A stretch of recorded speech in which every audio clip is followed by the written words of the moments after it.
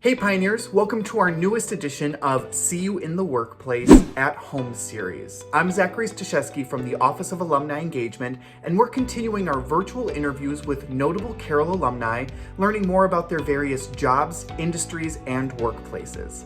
So I'm Sahera Dirajlal-Fargo. I graduated from Carroll College in 1999. I'm an assistant professor in pediatrics at Case Western, and I'm a pediatric infectious disease physician at Rainbow Babies and Children's Hospital. When you started at Carroll, was medicine the final goal for you? I was very much set on a clinical path. I was going to be a clinician. That's all I was going to do, see patients. And now I've kind of gone full circle, and my career is mostly being a physician scientist, and I spend the bulk of my time doing clinical research. You know, we think of science as being very analytical, but you have to be innovative. And I think the liberal arts aspect for me really helped my scientific career. So I am French. I was born and raised in France, and realized that the US system offered academic freedom that was actually non-existent in most of the European system. And my brother was based in Waukesha. And that was my introduction to Carroll College. My parents are both Indian. So being Indian, French, and Waukesha, you can see, like, I really didn't have a group that I belonged to. I think Carroll in some aspects was ahead of its time for being a college that small.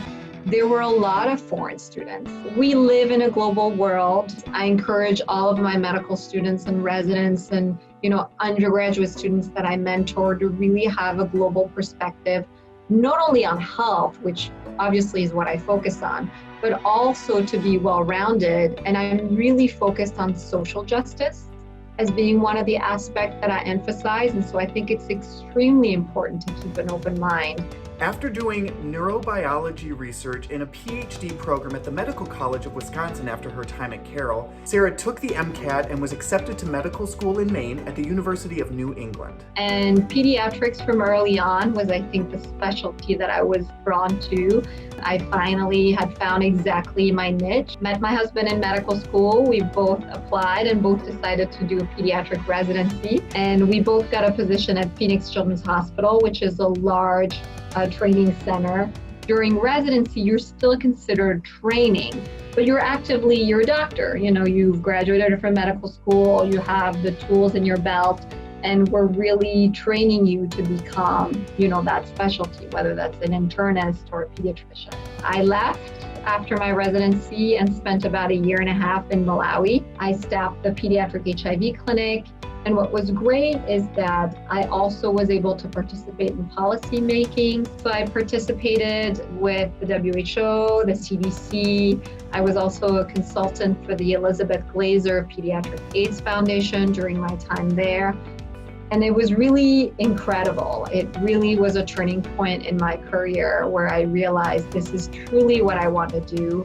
What was it about HIV as a disease or as an epidemic that interests you initially that really made this a specialty of your career?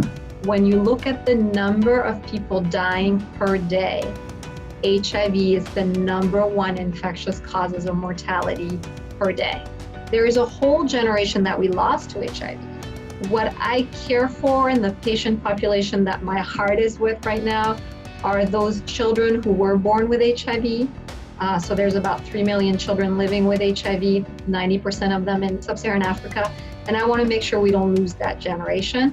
And to me, all of that, so the microbiology, but also the social aspect of it, or the more humanitarian side, I should say, were both truly fascinating. So where exactly are you tuning in from today? So I have an office at the Cleveland campus at Rainbow Babies and Children's Hospital. And just down the hall from me is actually patient beds. So I kind of wear different hats. I have the researcher hat, and then I have the clinician hat, and I'm also an administrator and the associate program director for our fellowship. And so during my research time is mostly spent on the computer or on site. So pre-COVID, I would travel to my clinical site. I have a a large group of patients that I follow in Uganda, and I have a team there who see and follow these patients for me. And then my clinical hat, I will go on all the floors of the hospitals and see the patients that I'm following. Physicians call me when they have infectious disease questions, and I help them figure it out and answer it. And right now, as you can imagine, in COVID, we're very popular. I really have a soft spot for all these mothers, both here in the US and in Sub-Saharan Africa, right? Women are truly the backbone of most of these countries. And for me, my heart goes out to them.